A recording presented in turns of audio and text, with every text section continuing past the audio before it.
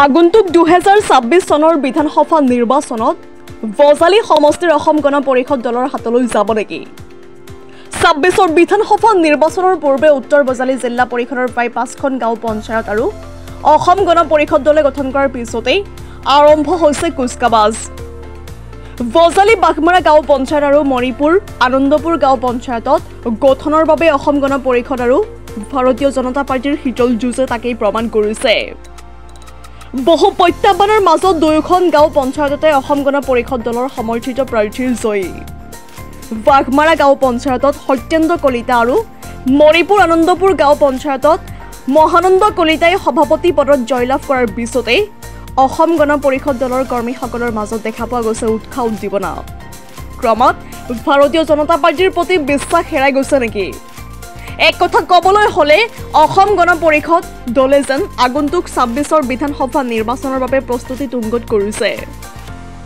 news text report digital Assam live আমি ঠিক আজি দেৰমাহে আমি মানে সভাপতি নিৰ্বাচনত আমি অপেক্ষা কৰিলো আজি আমাৰ পঞ্চায়তত যিখিনি মানে সেই হল আমাৰ ভিডিঅ' ছাৰে মানে শান্তিপূৰ্ণভাৱে চলাই নিলে আমাৰ সভাপতিৰ ক্ষেত্ৰত আমি যথেষ্ট সুখী আমি আশা বিজেপি দলৰ এজন প্ৰাৰ্থী আছে তাৰ আপোনালোকৰ যে মিত্ৰ দলত আছে বিজেপি দলৰ প্ৰাৰ্থী প্ৰত্যাহ্বান জনাই আপোনালোকে জয় কৰিবলৈ সক্ষম হৈছে কি ক'ব এই ক্ষেত্ৰত আমাৰ যথেষ্টখিনি আমাৰ যিখিনি আমাৰ সদস্য আছে তেওঁলোকে যথেষ্টভাৱে আমাৰ ৰাইজৰ ওপৰত ভৰসা কৰে আৰু ৰাইজে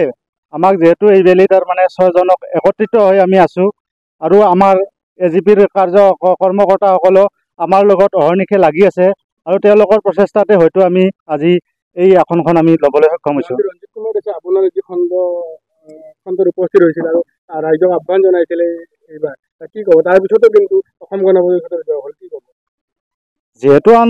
এজিপি বিজেপিৰ মাজত যিহেতু মিত্ৰতা আছে আমি সেইটো ভবা নাই আৰু আমি যিহেতু এজিপিত আছোঁ আমি আমাৰ দলৰ হৈ আমি টানিমে আৰু আমি অগপ দলক আমি শক্তিশালী কৰাৰ কাৰণে চেষ্টা চলাই যাম তাত কি ক'ম আমাৰ ৰাইজে আমাৰ এই 26 নং মণিপুৰ আনন্দপুৰ গাঁৱৰ আমি সদস্য হৈ আজি এই প্ৰেচিডেণ্টত আমি জিকিলোঁ মই মহানন্দ কলিতা মই ছয়টা আচলতে যি উত্তৰ বজালী জিলা পৰিষদ আছে উত্তৰ বজালী জিলা পৰিষদ ইতিমধ্যে প্ৰায়বোৰ আসনে অসম গণ পৰিষদৰ হাতলৈ গৈছে আজি আপুনি অসম গণ পৰিষদৰ পৰাই জয়লাভ কৰিছে কি ক'ব আমাৰ যিবিলাক অসম গণ পৰিষদৰ মানে কৰ্মকৰ্তা আছে সিহঁতে বহুত আমাক চেষ্টা কৰিছে বহুত কষ্ট কৰিছে আমাৰ লগত লাগি আছে তেখেতসকলক মোৰ ফালৰ পৰা বহুত ধন্যবাদ দিছোঁ যিহেতু যথেষ্ট কৰণীয় আছে আপোনালোকৰ এইখন পঞ্চায়তত কি ক'ব আমাৰ প্ৰথম কৰণীয় কাম হ'ল আমাৰ ৰাস্তা ঘাটৰ সমস্যা আৰু আমাৰ সৰু সুৰা বহুত সমস্যা আছে তাক আমি সমাধান কৰাৰ কাৰণে চেষ্টা কৰিম আমি যিমান পাৰোঁ 26 নং মণিপুৰ আনন্দপুৰ গাঁও পঞ্চায়তৰ আজি নৱনিৰ্বাচিত আমি সভাপতি